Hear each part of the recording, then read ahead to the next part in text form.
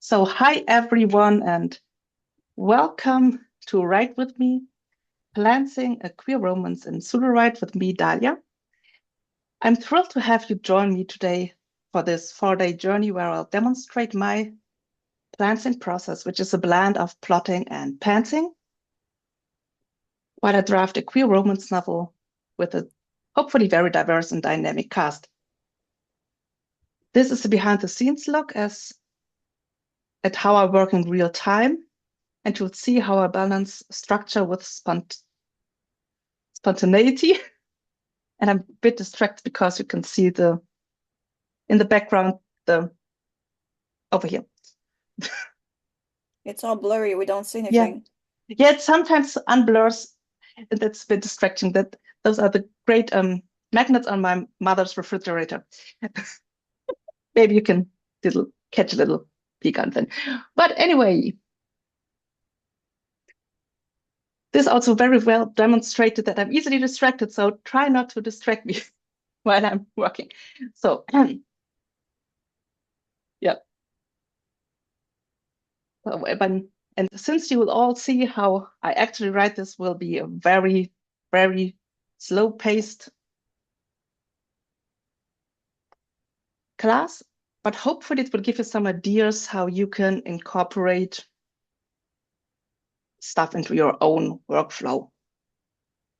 And let's see. And who is this course for? It's aimed at people who are interested in planting and writing diverse fiction in pseudo-write. And I hope that I can give you some inspiration on how to balance plotting and pantsing with pseudo-write, and also give you some tricks on how to create your own inclusive storytelling workflow. Over the next 4 days, I'll be but this is a bit rough with the days since I haven't tested this, but the goal is to brainstorm on day 1 the story idea and set up the story Bible. Then on day 2, we'll be preparing the first chapter, including rewriting the chapter summary and generating beats so that it's prepared for writing. And on day 3, we'll be writing the first chapter, which we hopefully can wrap up on day 3 so that I could show you a bit of my editing process on day 4 and the way I set up the following chapter. My goal is to show you how I use pseudo-write to stay creative and organized without stifling, without hindering the magic of discovery that comes with writing. And I hope you leave with inspiration, practical tips, and maybe some new tricks for your own process. And this is the first time I'm doing this Write With Me format. I hope to get everything done in time, but please bear with me if things are slower than you're used to and we don't follow the schedule as it is prescribed. So, and before we dive in, let's cover a few quick housekeeping items. Please stay muted during the demonstration to minimize background noises. And if you have any question, feel free to type them in the chat. Thankfully, Manar will keep an eye on the chat since I won't be able to follow along on the chat this time. Hello, everyone. Welcome. Yeah, everyone, welcome. So I'll address all the questions in Q&A breaks or at the end of the session. So now that we're set up, let's jump into day 1, where we brainstorm the core idea for our story and start building the story Bible.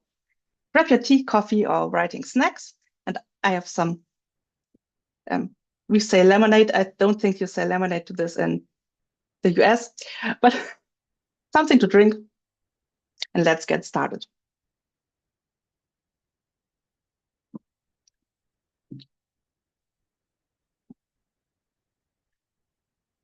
And this, yeah. I've prepared some documents for us, including some with brainstorming questions. And I'll drop the link to this overview document into the chat. If I find the chat, where is it? It's here.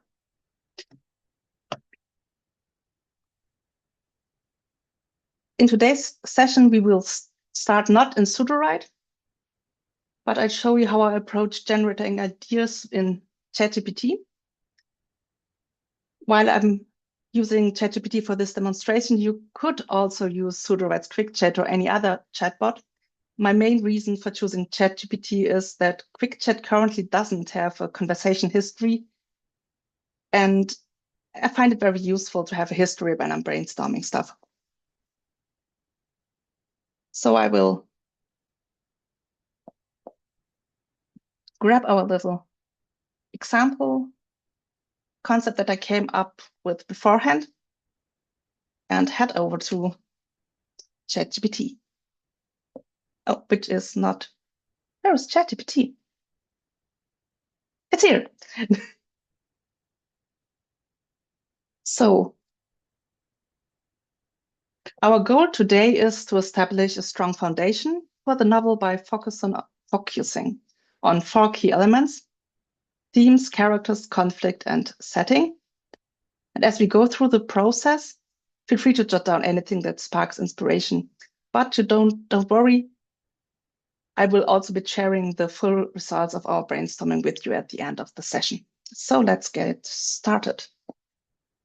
And this is the paid version of ChatGPT set to ChatGPT 4.0. I usually prefer working with 4.0 since 0.1 still tends to be a bit slow, and that's a bit annoying when I want to brainstorm. And I usually start with something like this. I want to write a queer romance novel.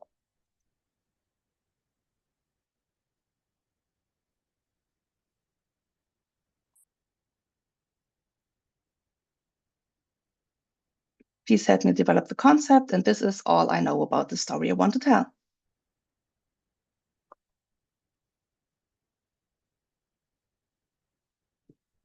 And then I just copy and paste everything that I have, every idea I already have for what I want to work on.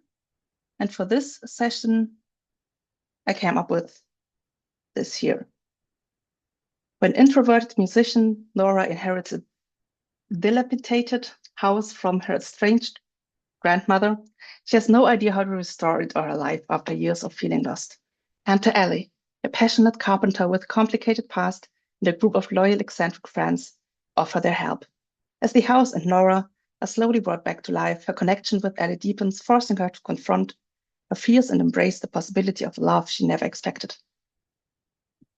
And I came up with, I don't really remember how I came up with this idea in particular. I always have a little notebook where I collect everything that sparks an idea. I think looking at this is a bit of this. I mean, some of you probably also have played Merged Mansion, and I had to think of this when I saw a strange grandmother and having to repair a house. So I thought this would be a cute idea. And when I have this, I usually add on some questions about the themes and the bigger picture, like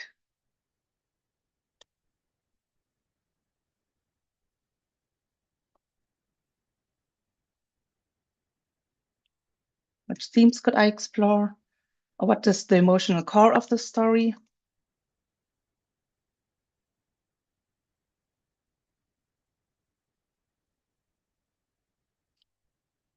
And what makes this story unique?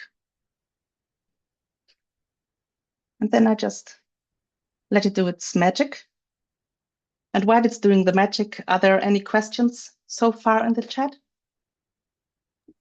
We're all good right now. Awesome. So let's see.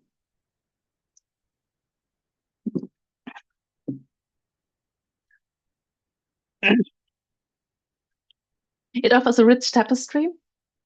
We all love our tapestries in AI of themes and emotional depth. Here's the breakdown.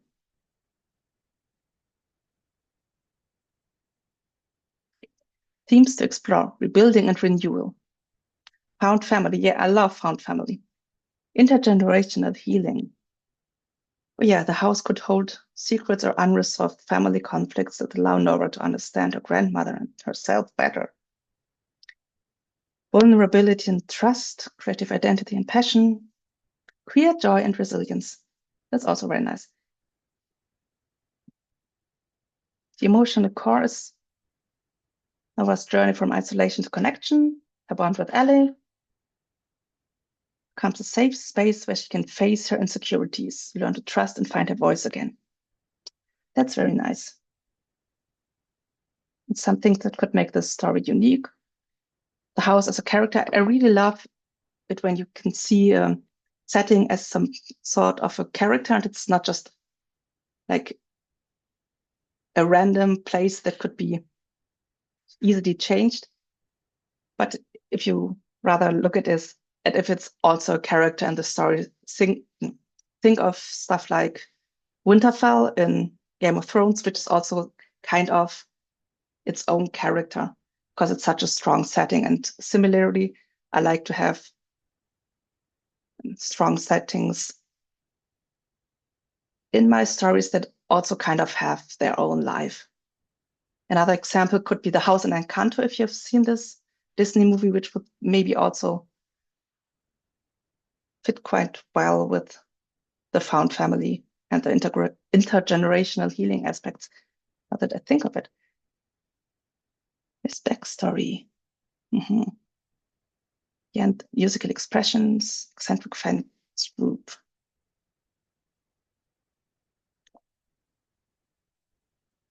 Yeah. When I'm working on this, I just pick the themes that I like. For example, really like oh,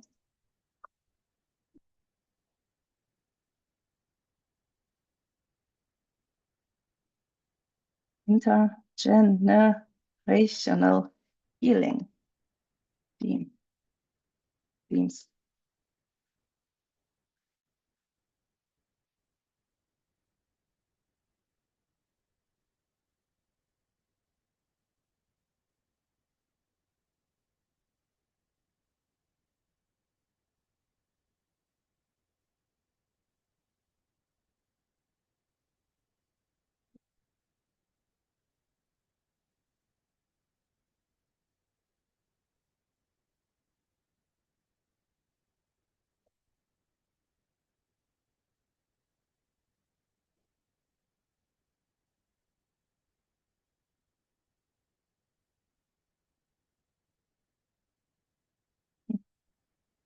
Eccentric friend.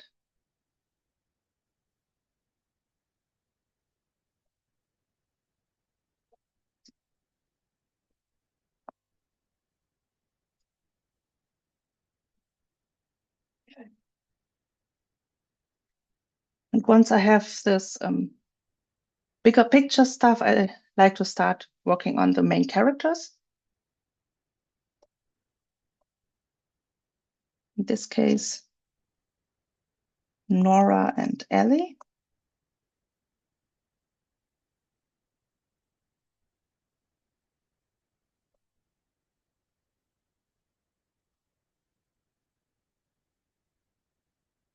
And I always like to know what drives a character,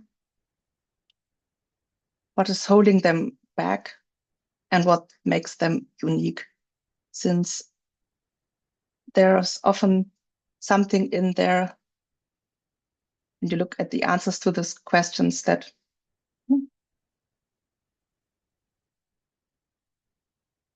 can cause conflict and friction between the characters.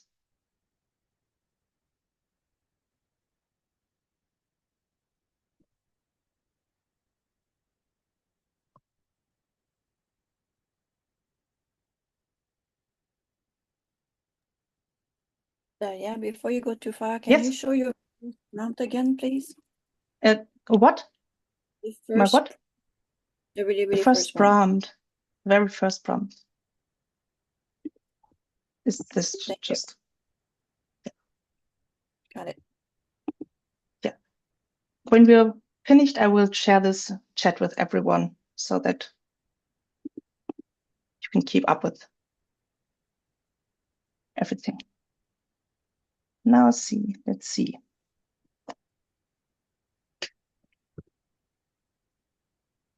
Mhm.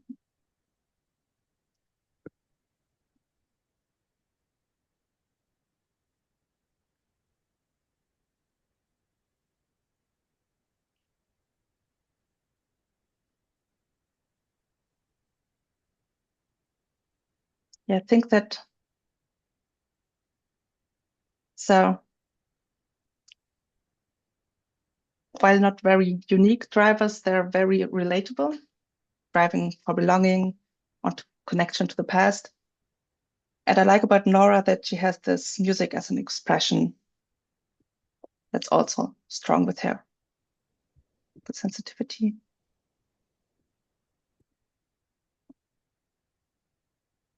Mhm.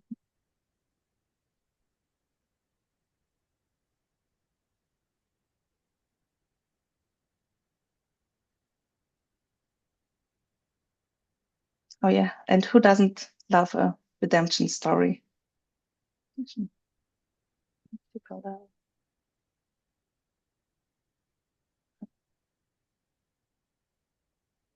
Oh, I like this.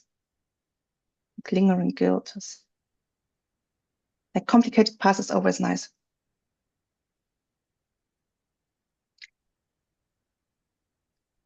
Yeah. And I like it that it just by itself came up with some bits about the dynamic, unspoken chemistry. I always like it when I have main characters who are very different from each other and build a stark contrast. Like,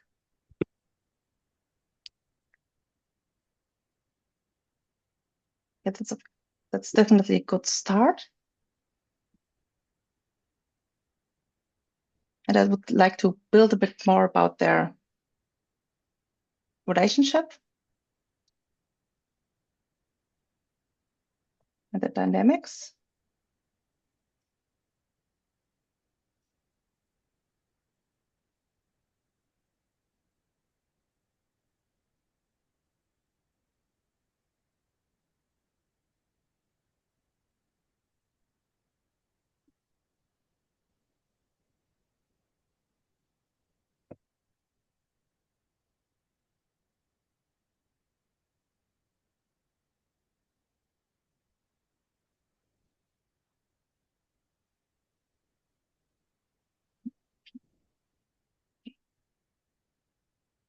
And while chat is writing, are there any more questions, Manor? Or are we good so far? Good. Awesome.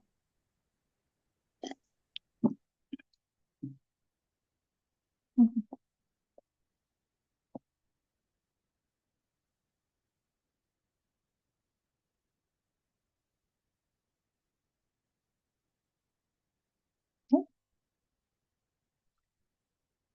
I mean, this is a bit cliche, but I love this scenes where they're like close proximity and they have to spend time together. I don't care how cliche it might be. So, so I definitely want to have this in there.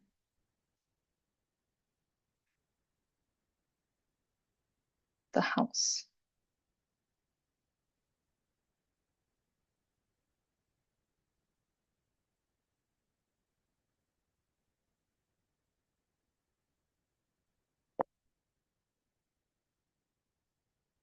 Huh.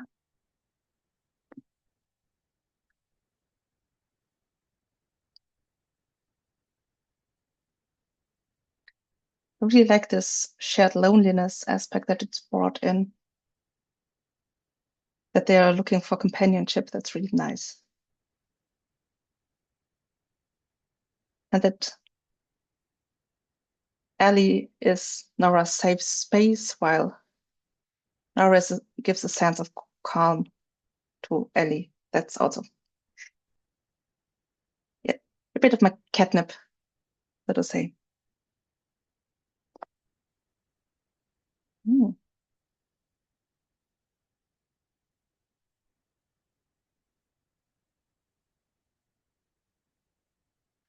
So far, I really liked what it came up with for the dynamic,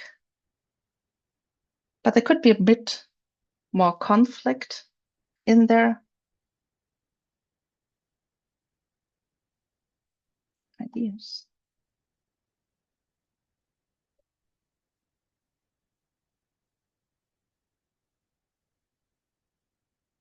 Conflict between.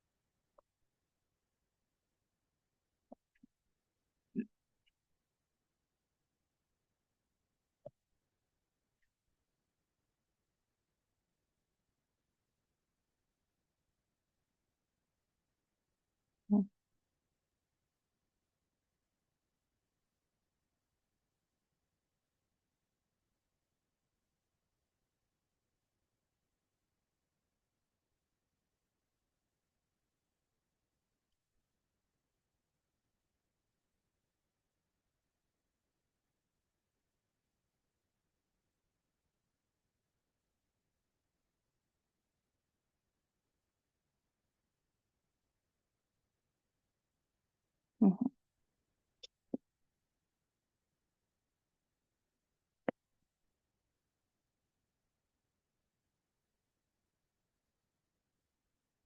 I see that fear of commitment and vulnerability is a theme in here.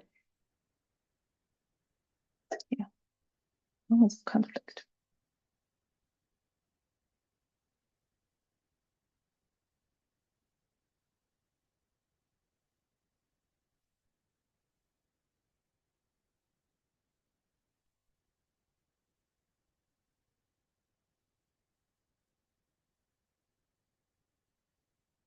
That's definitely a good starting point.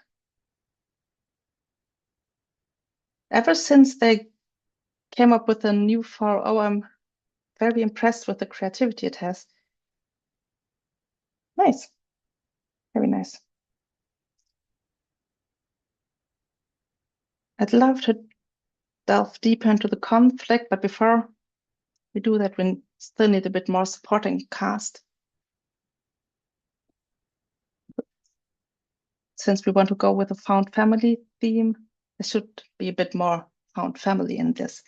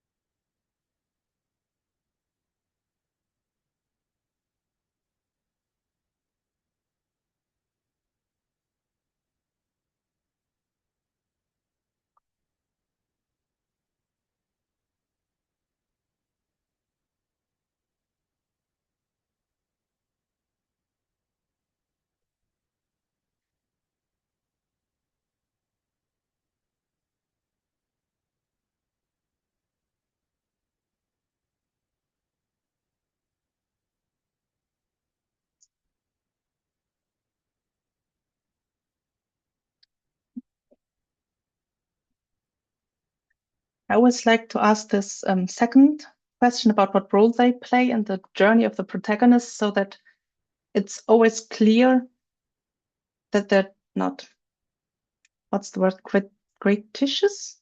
characters, so that they actually have a function in the story and are not just there to be there. That way. Supporting cast: Ellie's friend group, Sam. Oh, the jokester. Yeah, the comedic relief of the group.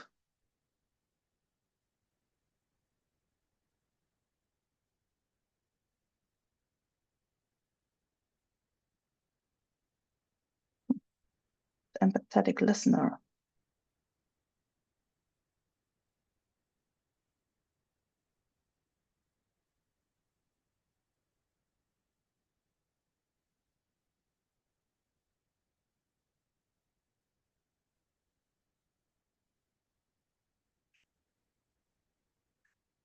It's really a very mixed group, which is nice and fits with the whole found family theme.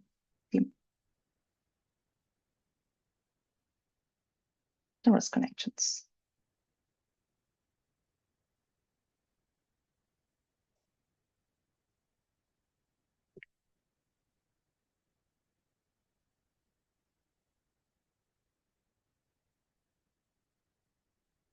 Antagonistic forces. I was wondering if there are any antagonists in this story as well.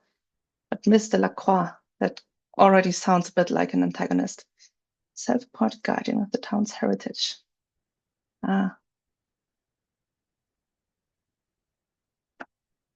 Yeah, that's nice, Ben. Oh, wait.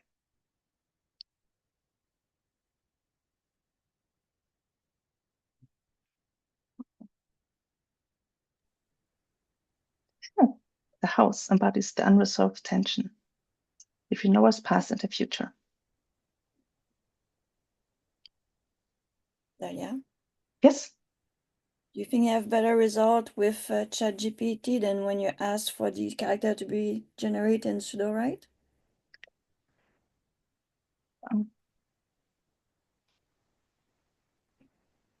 It depends.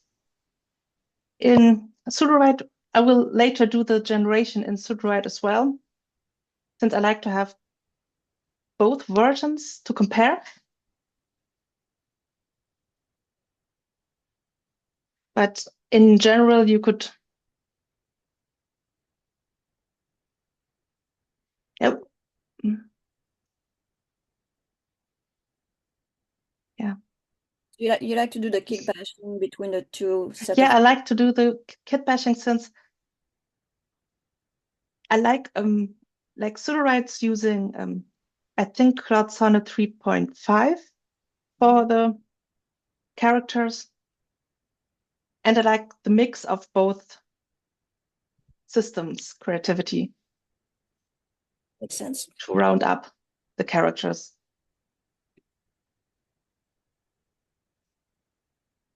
But it's also possible that sometimes when I'm very much in the flow, I also end up just creating them in chat and then importing them.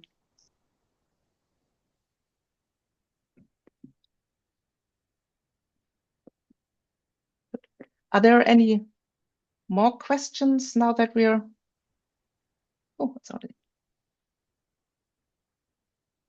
No, just people saying that they usually bring all my outside world building information and import it inside pseudo-write. So yeah.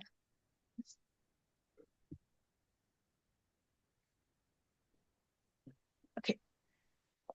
Now that we have like a rough idea about the supporting cast, we can go back working on the core conflict of the story.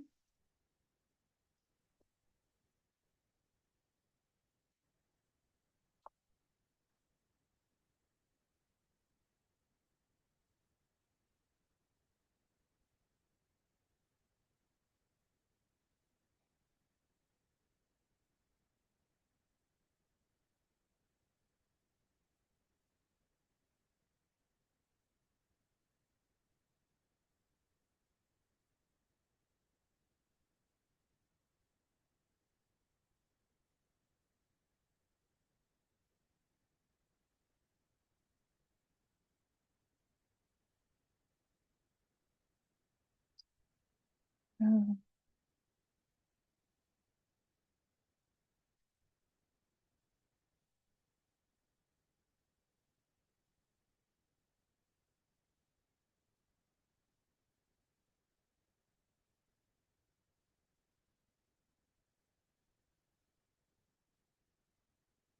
Mm.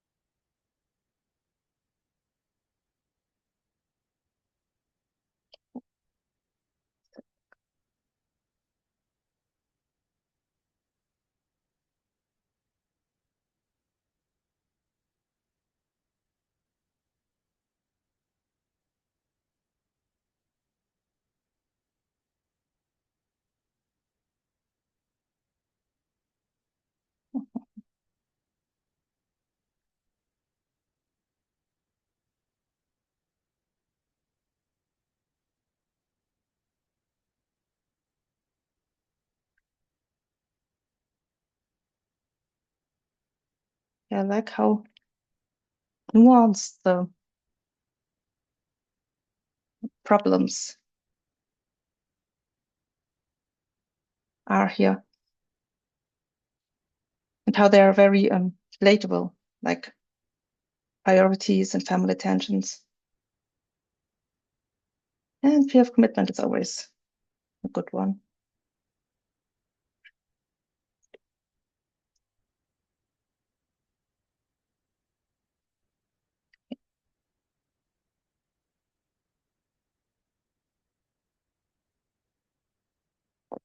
This is,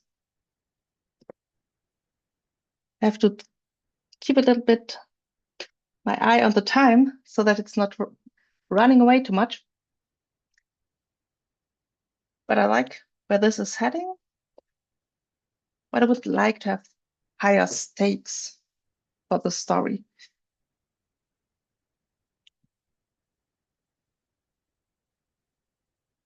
Oh. Hmm. Oh,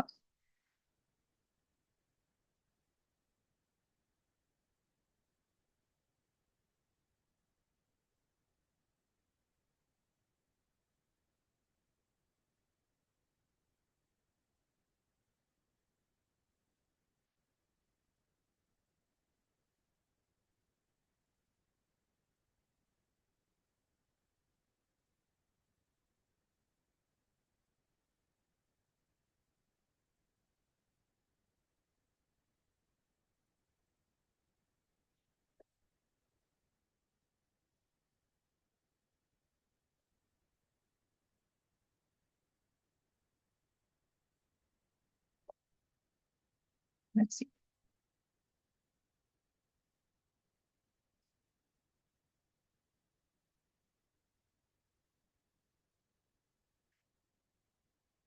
Knowing what is at stake for the characters always helps me to keep me focused on the stories, or let's say on the scenes I'm writing, so that I uh, have a good grasp on what drives them and what they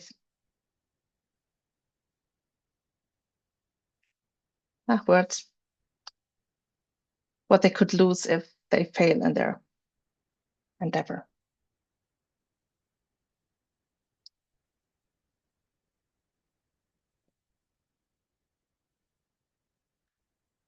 And I like how it always brings the house in as something that is central for this story.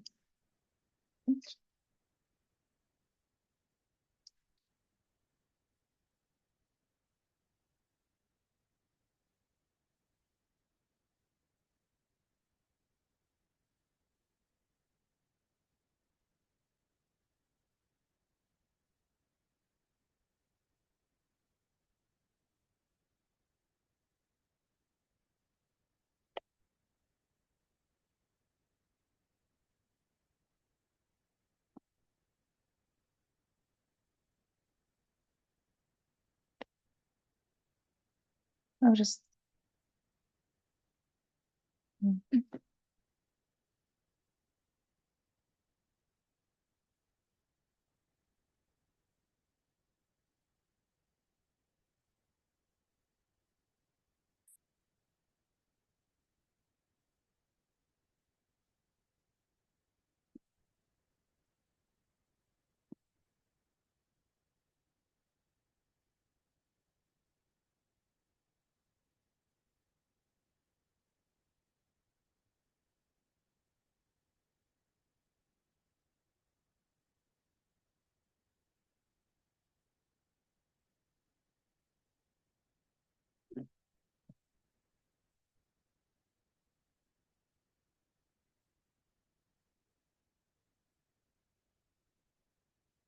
I always like it when it gives me different options. Since sometimes I have no idea, sometimes I have too many ideas. And since it is good at giving pros and cons for everything, it's easier for me to weigh which way to go with. Bittersweet but optimistic. Hmm.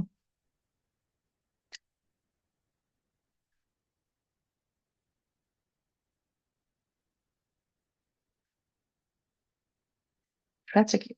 Oh, tragic yet transformative, I think is probably not what people would expect from a romance. Tragic yet transformative.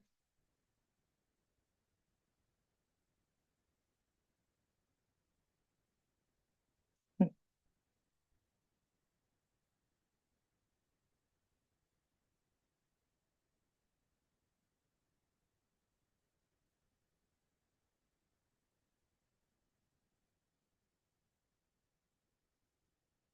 As a writer, I must admit that I like if stuff is bittersweet or ambiguous. But since I absolutely hate this as reader, I think I will opt for warmth and joy and a happy ending.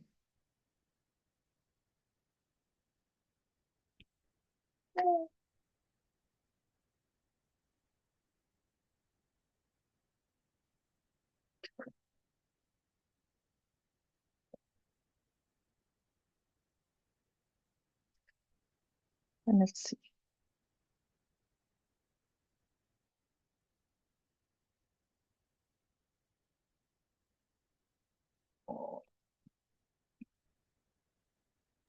Different. The first one, and globe everything you want, bittersweet but optimistic. Yes, I'm just reading it and I think, oh, it sounds good. Impact.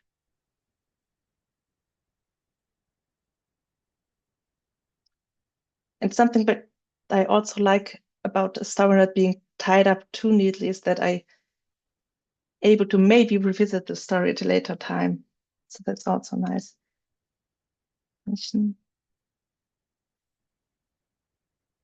Yeah, I think I'll go with hopeful and uplifting, bittersweet but optimistic.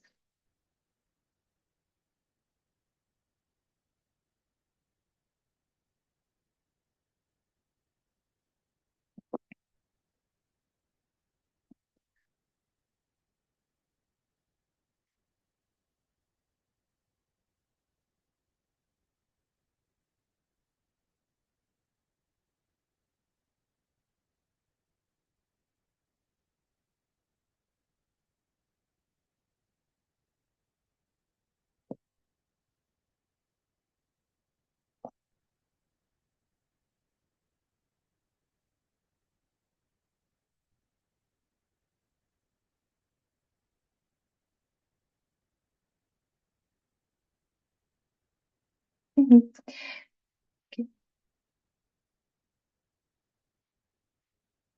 Now I think it's time to move over to pseudowrite, so I'll just ask it to give me a little summary of all we did.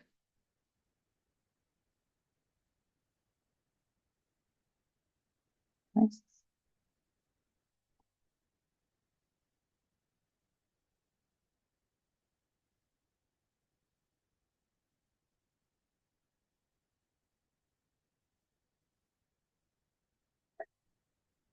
Nice.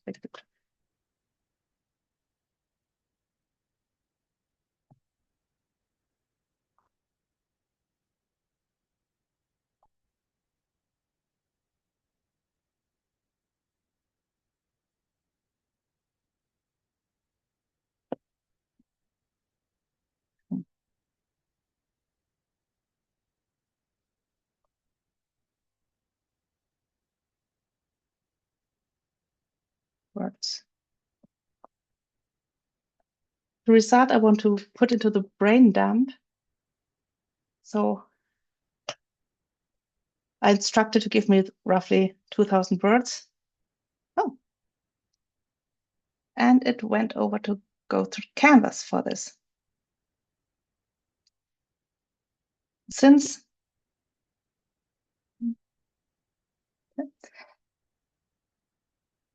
AI is chronically bad at counting words, I'm looking forward to see whether this actually will be 2,000 words or more or less than that.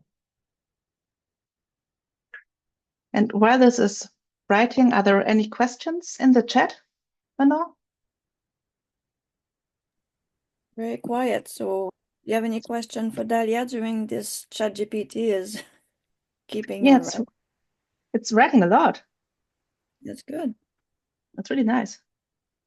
And it's giving some more key locations. Since I just noticed I was so focused on the house that nice. What is this? Oh, I was a little confused what this is, but you can add emojis now. Oh.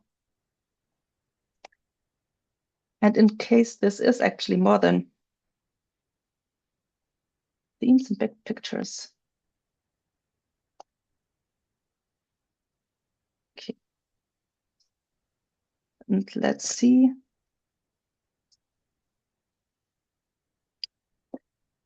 We still have, I mean, it wrote quite a lot, but we still would have more place in this.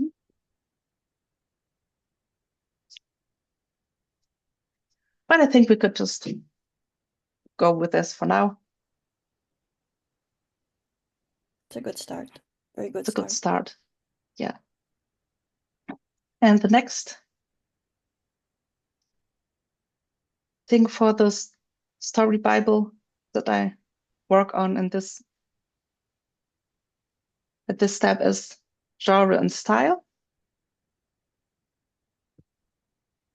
And I like to split this into having story-wide genre and style and chapter specific. We will get to the chapter specific stuff hopefully tomorrow. But here in this box, I make sure that the story remains grounded in the broader tropes, tone, and expectations of the story I want to write. And in this case, I would just opt for something like real love story, since romance tends to get results that are very, very cliche.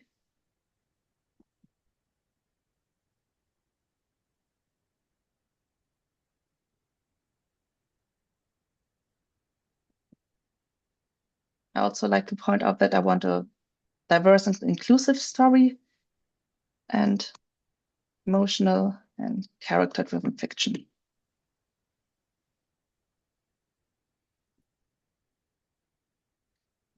And for this story in particular, we would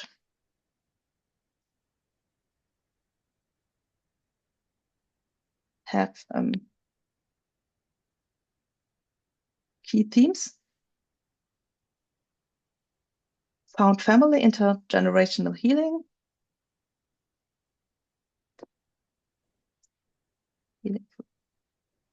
I try to keep this. Found family, rational. And I already forgot what the other two were. Healing through love and personal transformation.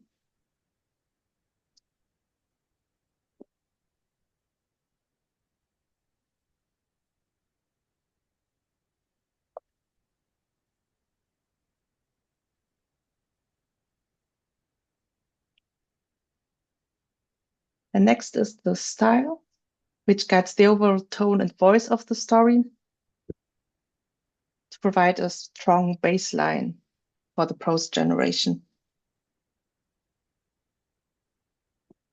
And I usually, as a story-write style, use something that I picked up from other teachers. I think this is mostly inspired by Stacy's way to handle this. And it helped a lot to get good prose in my testing so far. But this, of course, depends on how you like the story to be told.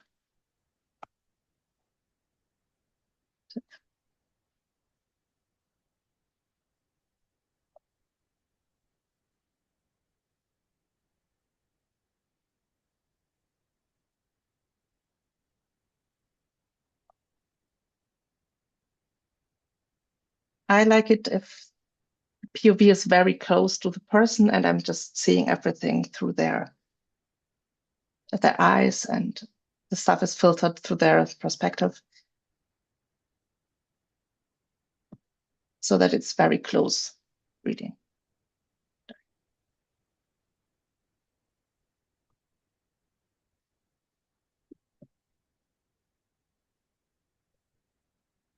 Now that I have this general overview for genre and style, I'd have Sudowrite generate a synopsis for us.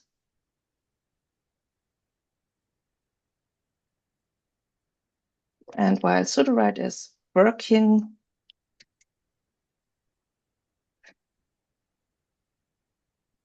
are there any questions?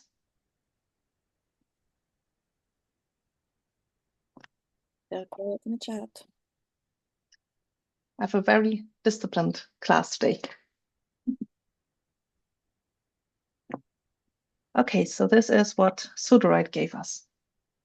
In a quaint town, it's always a quaint town, where everyone knows everyone's business, Nora Callahan feels like an outsider in her own life. A once promising musician, she's been adrift since her estrangement from her family years ago, her passion for music fading like an old melody. Oh, synopsis got really poetic. When Nora unexpectedly inherits her grandmother's dilapidated Victorian home, it seems like the universe is giving her a chance to rebuild, literally and figuratively. Determined to restore the crumbling house to its former glory, Nora hires Andy Romero, a talented carpenter with a warm smile that belies the guarded vulnerability in her eyes. Though their initial meeting is laced with biting banter and skepticism, oh, I like this, biting banter, a spark of connection ignites between the two women. As the renovation begins, Nora finds herself drawn into the eccentric orbit of Alice's makeshift family, a misfit crew of big-hearted locals who become the supportive circle she never had. There's Sam, the wisecracking owner of the hardware store, Ava, a gentle social worker, Dylan, an artistic free spirit, and Marisol, the tough, loving chef whose cozy cafe becomes their haven. Ah, that's nice. With each salvaged beam and refinished banister, the house slowly sheds its dilapidated skin, mirroring Nora's journey of discovering her sense of purpose. But the road isn't smooth. Alice's complicated past, which she is determined to keep buried, threatens to derail the project when a shady ex-employer arrives with an unsavory proposal. And Nora's strange sister Grace shows up, dredging up old wounds and challenging Nora's right to the grandmother's legacy. Like it how always their secrets are unearthed and tensions rise. The fragile bond between Nora and Alice bonds between them are tested. Nora's fear of failure clashes with Alice's need for control. Their growing feelings become a vulnerability neither wants to confront. In moments of doubt and heated arguments, they're tempted to retreat into their respective shells. But just as the house's sturdy bones have withstood decades of neglect, Nora and Ellie find strength in their connection, with gentle nudging from Ava to love from Marisol, and tough love from Marisol, they slowly open up, revealing the fears and scars that have kept them from being truly seen. And as they peel back the layers of the house's history through discovered mementos and an elderly neighbor's tales, they gain insight into Nora's grandmother, a woman whose life was marked by both hardship and resilience. In their story, they find the courage to face their own struggles head-on. The climax comes when the house's structural issues threaten to derail everything. With the project's future in jeopardy, Nora and Ellie must make a choice. Give in to the doubts that walk away or take a leap of faith together. In a pivotal moment, they decide to forge ahead, letting go of the baggage that's been holding them back. In the end, the house is restored to its former beauty, a living embodiment of the women's journey. But more importantly, Nora and Ellie have found renewal in each other and in the warm embrace of their chosen family. As they stand in the doorway of the house, hands intertwined, the future feels wide open, full of possibilities and the promise of new beginnings.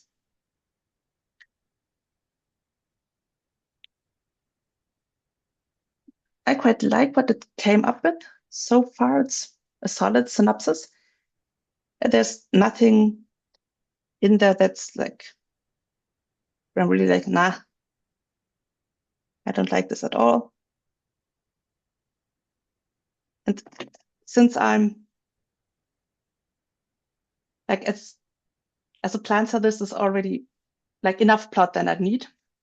And it's in generally going into the right direction. So I wouldn't change much about this.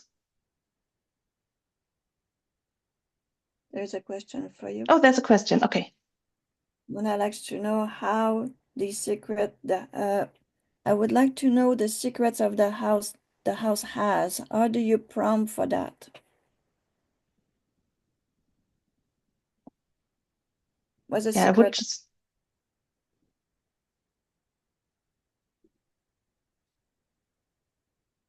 first I would just take a little peek if there's anything.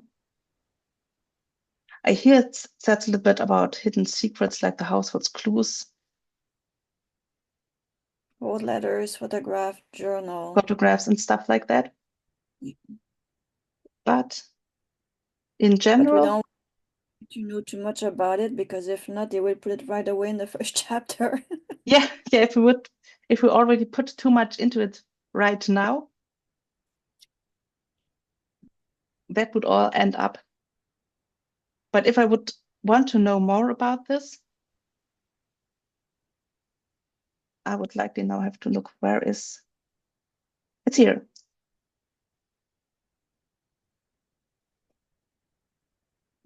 I would just go and ask that, just that chat. Okay, but let's close this. Okay.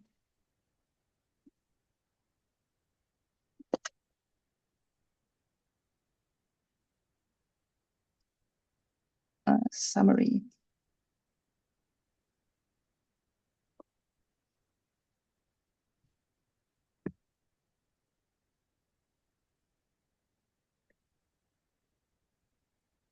What the secrets?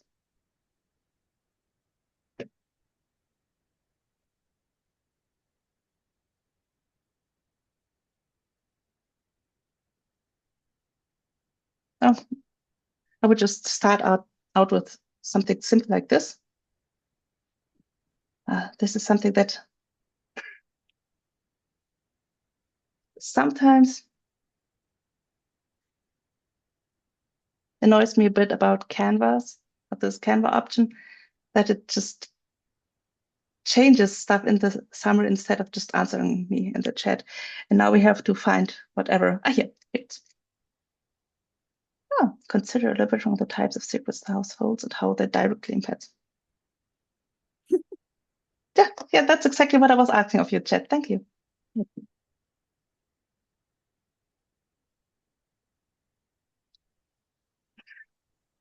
Thank you, Sue. Bye.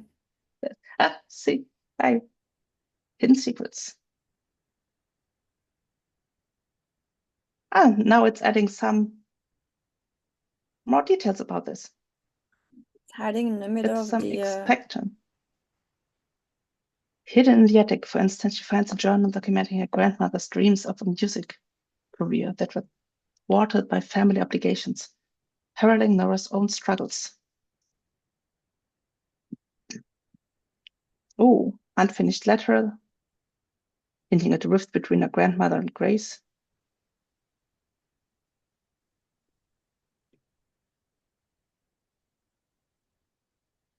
That's not bad. I just copy this over to our brain dump for safekeeping.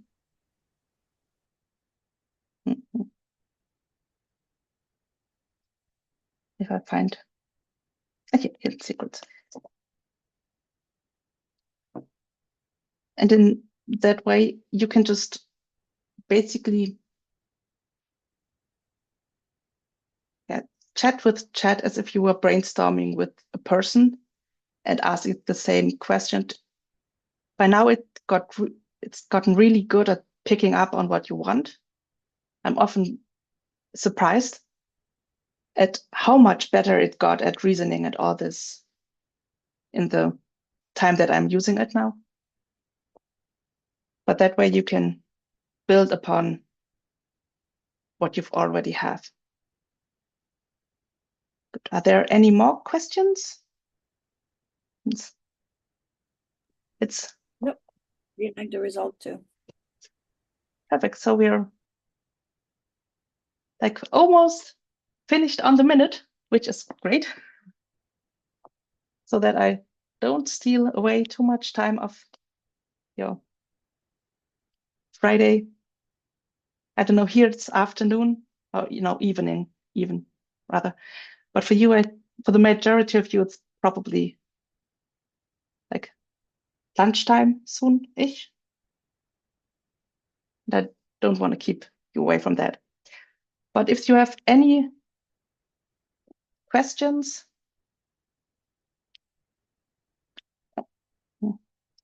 feel free to just unmute and ask them now. I was also just want to thank you for joining me today.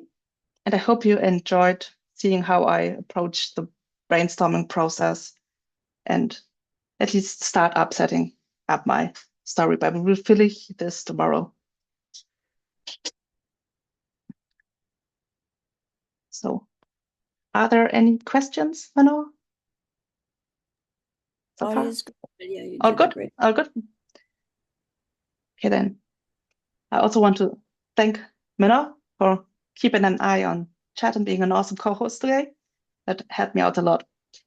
And if you found this session helpful, I would really appreciate if you could leave a rating or review for the class. Your feedback is incredibly valuable to me, and it helps me to refine the class and improve future sessions. So tomorrow we'll dive into building our characters and some world building and the outline, and hopefully get to preparing for our first chapter. I'm very excited to continue this journey with you as we bring this story to life. And thank you again, and I'll see you tomorrow at the same time. Have a wonderful rest of your day. Bye bye.